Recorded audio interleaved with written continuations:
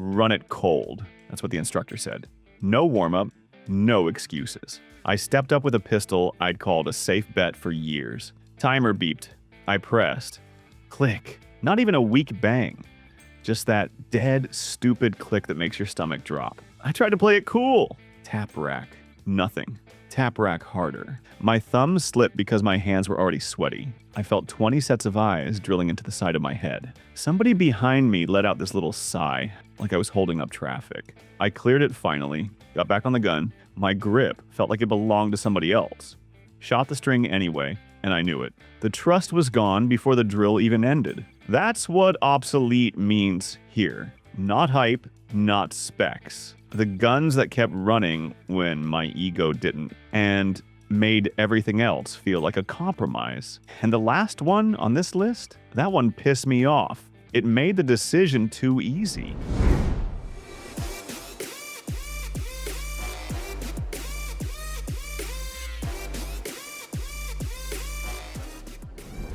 CZ Shadow 2 Compact sat in my bag like a dare. Last month, I went to the range with my usual compact.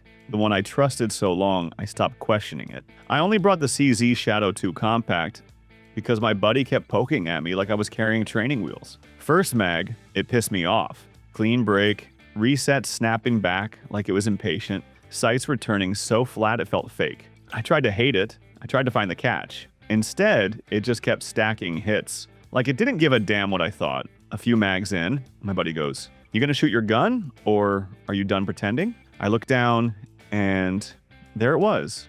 My pistol sitting on the bench like it got fired. So I forced myself to switch back. Pride move. I grabbed my compact and told myself, see, this is fine. First string, my stomach sank. Nothing was wrong with it.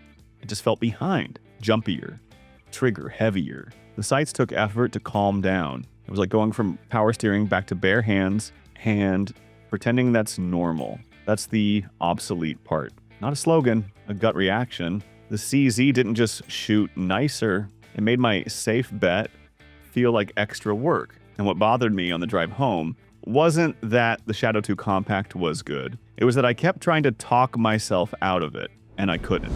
Beretta PX4 Storm was already guilty in my head before I ever touched one. I didn't like where it sat in the lineup, didn't like how people defended it, and it always felt like the gun you ended up with when you couldn't get something better. So when I finally had one in my hands, I wasn't testing it. I was waiting for it to disappoint me. It didn't cooperate. What threw me wasn't accuracy, it was the recoil. The PX4 didn't hit back the way I expected. Not soft like a weak gun, just less disruptive like it stayed composed while I was expecting a fight. And I hated that. I didn't trust that kind of calm, so I turned it into a grudge match. I pushed it harder, faster strings, sloppier grip on purpose. I kept trying to expose the flaw I was sure had to be in there somewhere. It never really showed up. That's when it became a problem, because I switched back to my usual pistol right after. And for the first time, it felt like I had to manage it. More correction, more effort. Nothing was wrong with it. It just didn't feel finished anymore, and I still don't like what that says. What came after that? Like, the next one didn't feel composed. It felt like somebody handed me a dare and waited to see if I'd flinch.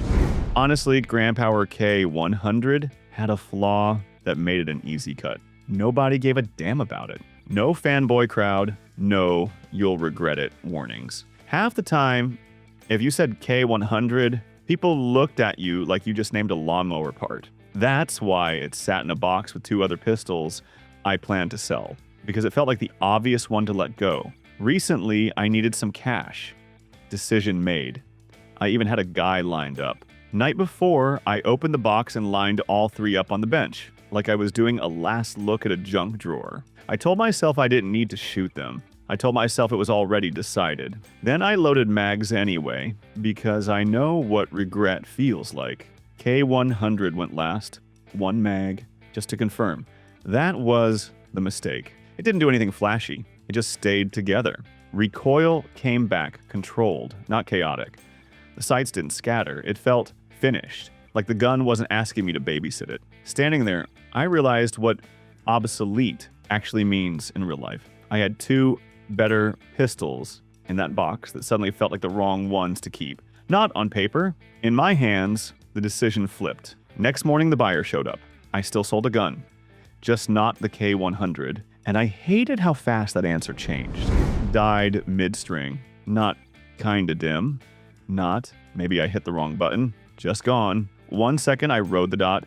Next second, I stared at glass and a weird little panic fog. Timer kept barking, and my hands did that stupid thing where they started button mashing like I could bully electronics back to life. People watched. You feel that heat on the side of your face when you're the guy holding up the line. I tried to muscle through it anyway because I picked that setup, paid for it, talked like it was an upgrade. Shots started wandering. Not because I forgot how to shoot, but because I turned into a damn technician in the middle of a drill. Somebody slid a Glock 19 Gen 5 across the bench. No speech. Just a look that said, "Stop being cute." I hated it immediately. Blocky brick. Boring answer. The gun everybody pretends they outgrew. Then I ran the same drill. Everything got quiet in my head. No troubleshooting, no drama. The 19 just printed work. Fast, repeatable, clean. Like the whole dot disaster was a self-inflicted handicap. That's the obsolete punch. My better pistol didn't just fail. It made me manage gear. The Glock made that feel stupid. I picked my fancy gun back up and didn't feel excitement. I felt suspicion. And the next pistol on this list didn't save me from that feeling. It fed it. Late one night, I sat in my car, parked longer than I should have been. Nothing happened, but it didn't feel right either. That quiet pressure where your brain starts doing math it shouldn't have to do. I shifted in the seat, and the staccato X-ray reminded me what I carried. It wasn't subtle, heavy, serious. The kind of gun you never forget is there. And for a second, I questioned it. Not the quality, the decision. Because if something went sideways in that moment, this was a tool I leaned on. And that thought sat heavier than the gun did. I got home, and it still stuck in my throat, so I pulled the XC out and ran that moment back in my head again. And that's when it hit me. What bothered me wasn't doubt. It was the opposite. The XC felt too sharp. Trigger like a tripwire. Recoil so controlled, it felt like the gun was already on the next shot before I finished the last one. It ran ahead of me if I wasn't locked in. That kind of performance sounded perfect until I realized what it demanded back. And then the ugly part. Every striker gun I used to carry started feeling slower in my mind. Cruder. Like they belonged to a different version of me. Safer, maybe. But also behind. And I still didn't like admitting that. Last month in Austin, I stood in a store aisle with a basket cutting into my fingers, trying to act normal. And the only thing I could think about was the gun P365 X-Macro on my belt. Some guy didn't say anything loud. He didn't have to. Quick glance, half smirk, like he clocked it and filed it away. That was enough. My stomach dropped. I did the shirt tug, the little posture shift, that fake calm face while my brain went, don't make this a thing. The ride home pissed me off because I wasn't worried about being armed. I was worried about being noticed. That's when the carry math finally snapped. Big gun equals serious. Small gun equals compromise. All that sounded like cope. The second it turned a normal errand into a social problem.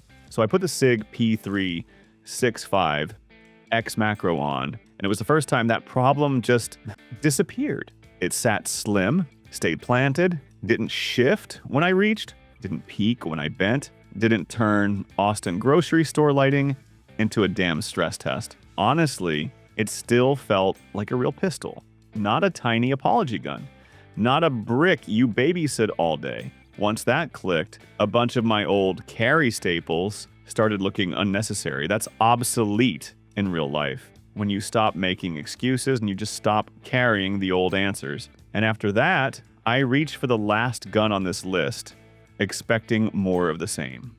I didn't get it. It felt like the final answer, and it annoyed me how fast I believed it. Walther had been my thing for a long time. Not I like them. I back them. I argued for them, recommended them, carried them without that little voice doing math in the background. My regular PDP already felt like the balance most guns never hit, so when I picked up the Walther PDP Match SF, and I expected a nicer version of the same story. That's not what happened. It didn't feel like refinement. It felt like something was off, like the platform I trusted got exposed in front of me, and I wasn't ready for it. The steel frame changed everything first. Not softer, not pleasant, planted. The recoil didn't bounce the same. The gun stayed where it needed to stay, like it refused to be knocked out of alignment. Then the tracking started bothering me, because it wasn't just fast, it was easy to keep honest, like it wasn't asking me to fight it between shots. It was already there, and that trigger, clean, immediate, no hesitation. It kept going like it didn't tolerate lazy hands. At some point, I stopped thinking about what the Match SF was doing and started thinking about what my other Walthers weren't doing. I picked up my regular PDP again. Still good, still better than most, but for the first time it felt like I was working. That's the final kind of obsolete. It didn't beat the platform, it exposed it. And now I don't look at my old setup the same way. Not even a little. If you're still hung up on the word obsolete, fine. Call it dramatic. I called it that too. Right up until certain guns started embarrassing everything else I owned. These weren't perfect because they looked good or sounded good online. They were perfect because they stayed boring when the range day got ugly. Cold starts, sloppy grips, rushed draws, dirty mags, bad attitude. They didn't ask for patience, they just did the job. And yeah, every one of them still had something that bugged me, that's the point. I carried them anyway, so what's yours? What handgun ruined your standards in one day? Drop the gun, and the moment it proved it, no poetry, no brand sermons. I'm Steve, and I still don't like how fast that last one made my favorites feel replaceable.